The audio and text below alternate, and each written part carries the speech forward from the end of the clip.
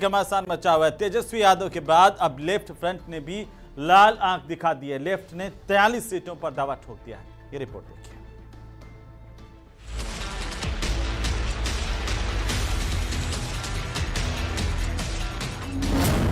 महागठबंधन में seat sharing पर राय। अब लेफ्ट की हाई डिमांड पर तकरार।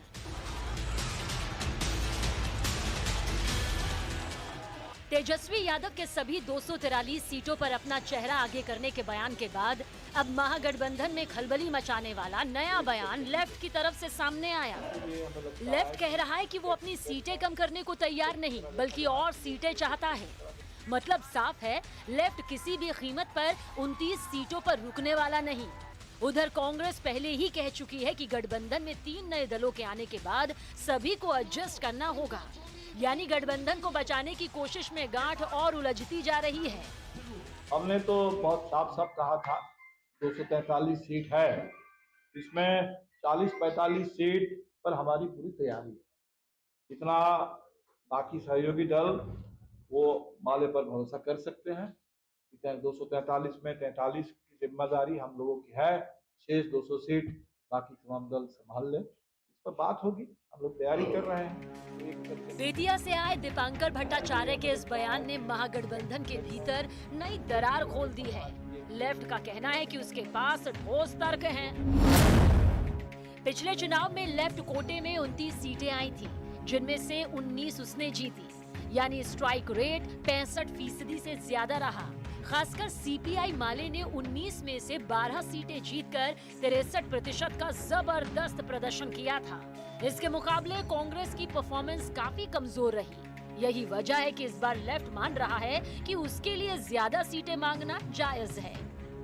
अब सबसे ज्यादा दिक्कत कांग्रेस को होने वाली है, क्योंकि लेफ्ट का प्रदर्शन कांग्रेस से बेहतर रहा है। ऐसे में कांग्रेस पर दबाव बढ़ रहा है कि वो अपने हिस्से की सीटें छोड़े, लेकिन कांग्रेस की मुश्किल ये है कि नए दलों को एडजस्ट करने के लिए पहले ही उसे अपनी झोली हल्की करनी पड़ रही है।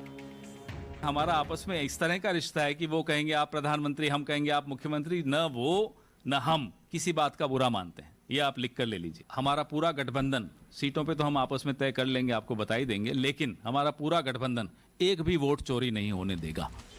महागठबंधन के सभी दल इस वक्त ज्यादा से ज्यादा सीटें हथियाने की कोशिश में लगे हैं। तेजस्वी चाहते हैं कि गठबंधन का चेहरा सिर्फ आरजेडी हो। कांग्रेस अपनी पकड़ ढीली नहीं छोड़ना चाहती और लेफ्ट अपने मजबूत इलाकों के दम पर दबाव बना रहा है। सबसे पेचीदा काम सीटों का बंटवारा ही है, क्योंकि ज्यादा सीटें पाने वाला न सिर्फ चुनावी मैदान में मजबूत होगा, बल्कि सत्ता में हिस्सेदारी भी उसी के पास ज्यादा होगी। यही वजह है कि महागठबंधन में सीट शेयरिंग की ये रार बड़ी तकरार की वजह भी बन सकती है। Arun Singh, news 18 India, Delhi. तो वहीं राजस्थान में फर्जी दिव्यांग सर्टिफिकेट से सरकारी नौकरी हासिल करने वाले मामलों की जांच इन दिनों सुर्खियों में है और इस सिलसिले में बीजेपी के ब्यावर से विधायक हैं शंकर सिंह रावत। उनकी बेटी कंचन चौहान पर गंभीर आरोप लगे हैं।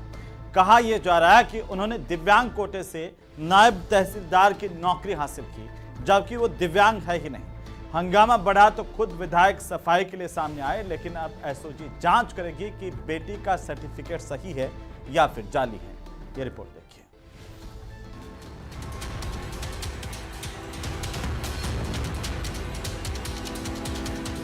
विधायक की बेटी पर फर्जी दिव्यांग सर्टिफिकेट का आरोप। नौकरी के नाम पर बड़ा सवाल, सर्टिफिकेट असली या नकली? एसओजी करेगी जांच। विधायक बोले, मुझे फंसाया जा रहा है।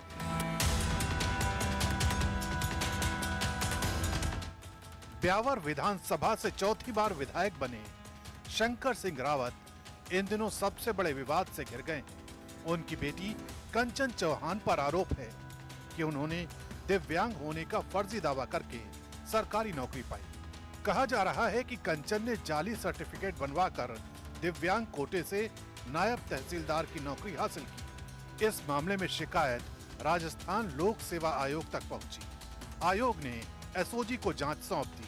अब एसओजी पता लगाएगी कि कंचन चौहान सचमुच दिव्यांग हैं या फिर उनका प्रमाण पत्र फर्जी है। ये जो आपके दिव्यांग प्रमाण पत्र है, विकलांग प्रमाण पत्र है, उसको लेकर भी आप जांच कर रहे हैं, तो जांच में कांग्रेस बीजेपी नहीं होना चाहिए। कांग्रेस का लीडर हो चाहे बीजेपी का लीडर हो, यदि उनके बच्चों की कोई बात आ रही तो उनकी भी आप जांच करोगे तो सरकार को फायदा होगा, नहीं तो सरकार का नुकसान तो 2 साल हो गए सरकार को, अब गुड्डी गुड्डी थोड़ा ना चलेगी। अब तो क्या है कि ये दुकानदारी 2 साल से सिर्फ कांग्रेस ने ये कर दिया, अशोक गहलोत ने ये कर दिया, और पंडित नेहरू जी के टाइम पर ये हुआ था। आजकल लोग कह रहे हैं काका थारा टाइम पर कहीं हो वो तो बता, बोले हमारे टाइम पर हमने कुछ नहीं किया, सिर्फ गाली देने का काम किया। तो कुछ करके दिखाइए। यदि आपके लोगों पर उंगली उठ रही है, राजस्थान बीजेपी सरकार के किसी विधायक, बीजेपी सरकार के किसी मंत्री पर सवाल खड़े हुए हैं और सवाल खड़े हुए तो जवाब देना चाहिए। विवाद सिर्फ बेटी तक ही नहीं रुका। शिकायत में विधायक शंकर सिंह रावत पर सीधे तौर पर आरोप लगाया गया है कि उन्होंने अपनी बेटी के लिए जाली दिव्यांग सर्टिफिकेट बनवाया। यही नहीं, विधायक की पुत्रवधू सुनीता का नाम भी सामने आया है। आरोप है कि सुनीता ने तलाकशुदा कोटे से नौकरी पाई। शिकायत बीजेपी अध्यक्ष जेपी नड्डा तक पहुंची है। इन आरोपों ने मामले को और गंभीर बना दिया है। खुद विधायक सामने आए और इसे साजिश बताया। हालांकि जांच के लिए भी हामी भरी। तो दूर रह करके मैं अपना काम कर रहा हूँ, अपना काम कर रहा हूँ। अब वो जो मेरी इनके साथ पारिवारिक को भी इनको परेशान करने के लिए, इसलिए मेरी बेटी का नाम दूसरा नाम ला करके कि फर्जी सर्टिफिकेट है, फर्जी की जांच हो जाएगी। फर्जी सर्टिफिकेट का ये मामला अब नया नहीं है। हाल ही में एसओजी ने राजस्थान में नौकरी पाने वाले 29 अफसरों के दिव्यांग प्रमाण पत्र की जांच की। चौंकाने वाला खुलासा हुआ कि 24 के सर्टिफिकेट जाली हैं। इन पर मुकदमा दर्ज किया गया। अब एसओजी बड़े पैमाने पर दिव्यांगता प्रमाण पत्रों की जांच कर रही है। इसी कड़ी में विधायक की बेटी का नाम भी जुड़ गया है। आरोप कितना सच है और कितना झूठ, इसका जवाब सिर्फ जांच ही दे सकती है। लेकिन सवाल ये जरूर उठ रहा है कि गड़बड़ी कितनी बड़ी है। जैसे अब तक हमारे पास 29 लोगों के रिजल्ट्स आ चुके हैं, जिनमें से 24 के बारे में बोर्ड ने कहा है कि पहले जो विकलांगता प्रमाण पत्र इस पे जारी किया गया था वो गलत है और ये विकलांग नहीं है, ये डिफरेंटली एबल्ड नहीं है। जो भी इन्होंने अपना प्रमाण पत्र पहले जारी कराया था वो गलत है, आधारहीन है। अब हमारी जो जांच है वो इस पे शुरू होगी कि भाई ये प्रमाण पत्र जारी करने के पीछे किन किन लोगों का हाथ था, किन किन लोगों का इन्वॉल्वमेंट था, प्रोसेस फॉलो किया गया था, नहीं किया गया था, और जो भी इसमें दोषी पाए जाएंगे उनकी विरुद्ध कार्रवाई। मेरी बेटी का नाम दूसरा नाम जाकर फर्जी सर्टिफिकेट से नौकरी का ये विवाद विधायक की बेटी कंचन और पुत्रवधू सुनीता तक ही सीमित नहीं है। ये पूरा मुद्दा उस सिस्टम पर सवाल खड़े करता है जो ऐसे सर्टिफिकेट जारी करता है। क्या कंचन चौहान ने सचमुच जाली सर्टिफिकेट से नौकरी पाई या फिर आरोप सिर्फ राजनीति का हथियार है? एसओजी की जांच इस राज से पर्दा उठाएगी। लेकिन बड़ा सवाल यही है कि सरकारी नौकरियों में बैठे कितने अफसर असली हकदार हैं और कितने नकली दस्तावेजों के सहारे सरकारी कुर्सी पर बैठकर रोटियां तोड़ रहे हैं।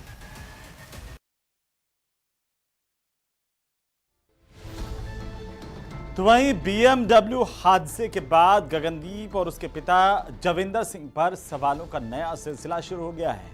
और आपको बता दें कि अब ये दावा किया जा रहा है कि जसविंदर सिंह का इस अस्पताल से कोई संबंध नहीं है और ना तो डायरेक्टर है ना ही पार्टनर है। लेकिन न्यूज़ 18 की एक्सक्लूसिव पड़ताल ने इस दावे की सच्चाई खोल करके रख दी है। ये रिपोर्ट देखिए।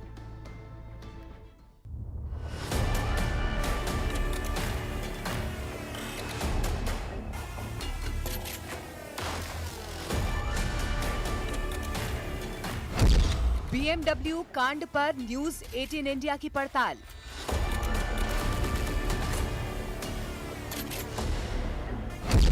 एचके न्यू लाइफ अस्पताल पर सबसे बड़ा एक्सपोज।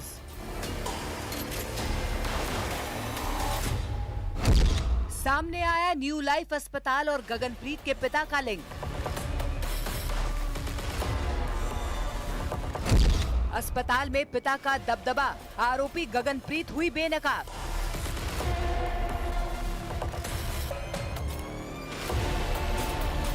न्यूज 18 इंडिया के पास ये वो एक्सक्लूसिव दस्तावेज हैं जो चीख चीख कर BMW कांड की आरोपी गगनप्रीत कौर की पोल खोल रहे हैं। न्यूज 18 इंडिया की एक्सक्लूसिव पड़ताल में सामने आया कि BMW गगनदीप की कहानी में बड़ा ट्विस्ट छिपा हुआ है। दरअसल HK न्यू लाइफ हॉस्पिटल की तरफ से दावा किया गया था कि BMW कांड की आरोपी गगनप्रीत कौर गगनदीप के पिता जविंदर सिंह का इस अस्पताल से कोई संबंध नहीं है। यहाँ तक कि डायरेक्टर लिस्ट में उनका नाम नहीं है। लेकिन न्यूज 18 इंडिया की एक्सक्लूसिव पड़ताल में साफ हुआ है कि इस अस्पताल के डायरेक्टर अक्षय कुमार और जविंदर सिंह दोनों बिजनेस पार्टनर हैं। सामने आए इस दस्तावेजों से गगनदीप के पिता का कनेक्शन उजागर हो गया।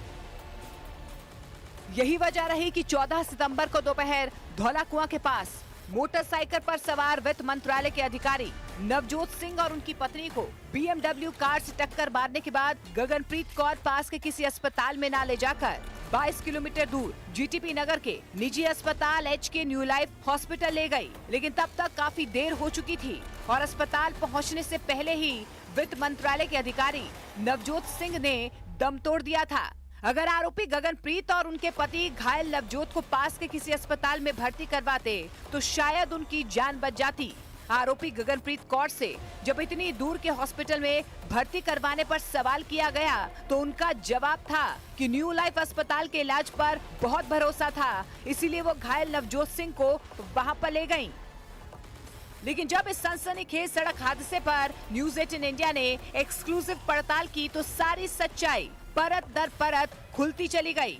आरोपी गगनप्रीत कौर का झूठ बेनकाब हो गया। दस्तावेजों के मुताबिक GTP नगर के HK न्यू लाइफ हॉस्पिटल के डायरेक्टर और गगनदीप के पिता का गहरा रिश्ता है।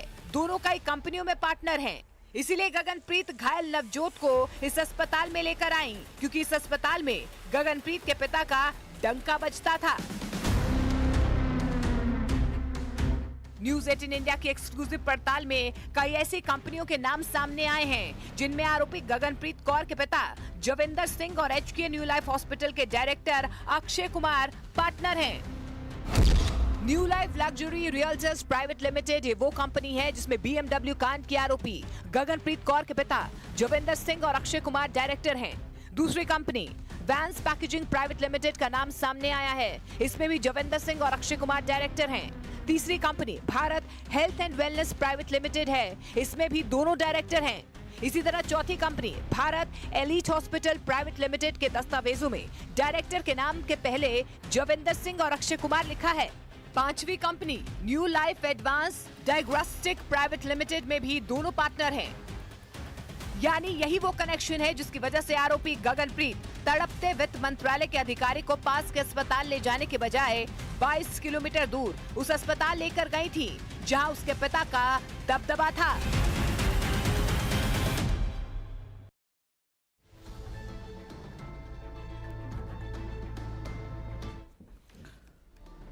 तो अब बात बिहार की, जहां पर चुनाव से पहले सियासत में नया ट्विस्ट आ गया और पटना हाई कोर्ट ने कांग्रेस से पीएम मोदी उनकी मांग को लेकर बनाए गए AI वीडियो को सभी प्लेटफॉर्म से हटाने के लिए कहा, जिसके बाद बीजेपी ने कांग्रेस को ओछी राजनीति से बचने की सलाह दी। रिपोर्ट देखिए।